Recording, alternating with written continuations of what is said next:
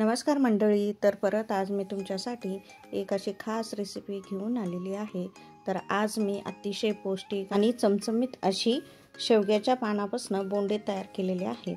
तर हे बोंडे खायला अतिशय छान लागतात, अतिशय कुरकुरीत आणि चविष्ट होतात। शेवगाची भाजी न खाणारे सुद्धा आवडीने हे पानाचे बोंडे खातील। सर्वांनाच माहिती आहे की शेवगा आपल्यासाठी किती उपयुक्त आहे। शेवग्याच्या शेंगा, फुलं तसेच पानाचा सुद्धा आपण आहारामध्ये उपयोग करत आहोत। तर याच पानापासून आज आपण मस्तपैकी हिरवेगार अशी बोंडे तयार करणार आहोत। तर हे बोंडे मी कसे तयार केले त्यासाठी व्हिडिओ संपूर्ण बघा।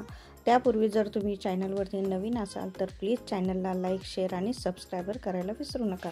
तर इथे बघा, आता शेवग्याचे मी कोवळी पाने तोडून घेतलेली आहे।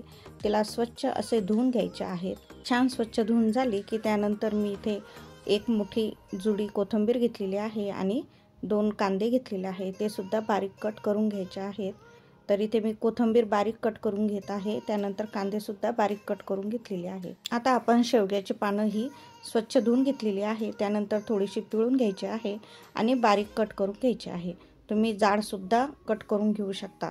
तर पानं इथं आपण छान अशी कोवळी घेतलेली आहे। तर बघा, असं छान मी कट करून घेतलेलं आहे। त्यानंतर एक बाउल घ्यायचा आहे, त्यामध्ये मी 2 पळी बेसन घेतलेला आहे। आपण गरजेनुसार बेसन घेऊ शकता।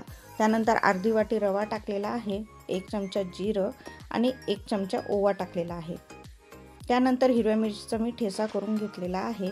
तर तिखट तुम्ही आवडीनुसार कमी जास्त घेऊ शकता। यामध्ये लसूण आणि हिरवी मिरचीचा ठेचा आहे। त्यानंतर उभे पातळ चिरलेला कांदा घेतलेला आहे। त्यानंतर बघा, आपण थोडीशी हळद टाकणार आहोत आणि चवीनुसार मीठ टाकणार आहोत। आता यामध्ये आपण 1 पळी तेल टाकलेला आहे आणि त्यानंतर आपण बारीक कट करून घेतलेला शेवग्याचा पाला, कोथिंबीर हे सर्व छान टाकून मिक्स करून घेणार आहोत। तर असं हातानंच आपण छान असं हे मिक्स करून घ्यायचं आहे। त्यानंतर बघा, गरजेनुसार पाणी टाकायचं आहे आणि हे परत एकदा मिक्स करून घ्यायचं आहे। तर या पद्धतीने आता हे छान आपण मिक्स करून घेत आहोत।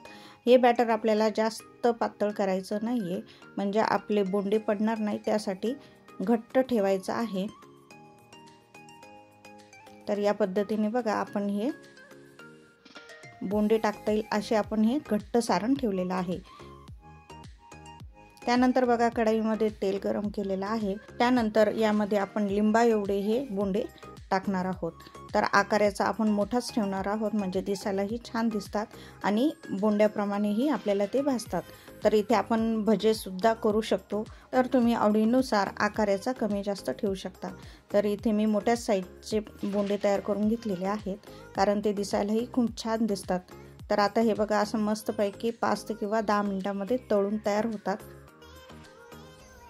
छान असे हिरवेगार आणि कोथिंबीर टाकल्यामुळे पण याला खूप छान असा चव येते। तर आता हे बघा, हे बोंडे मस्त क्रिस्पी होईपर्यंत आपण तळून घेणार आहोत। छान आतपर्यंत तळला जातात। त्यानंतर आता मी हे काढून घेत आहे। अगदी चवीला तुरट लागत नाही, खूप छान कुरकुरीत खुसखुशीत होतात। तर तुम्ही नक्की करून बघा। तर इथे बघा, सगळे असे हे बोंडे तयार झालेले आहेत। याबरोबर मी कच्च्या टोमॅटोची चटणी दिलेली आहे। तुम्ही सॉस किंवा खोबऱ्याच्या चटणी सोबत सुद्धा देऊ शकता। तर ही टोमॅटोची चटणी मी कशी तयार केलेली आहे याचा सुद्धा व्हिडिओ लवकरच टाकणार आहे, त्यासाठी चॅनलला सबस्क्राइब करायला विसरू नका। परत असंच पौष्टिक हेल्दी रेसिपी घेऊन येईल। तोपर्यंत धन्यवाद।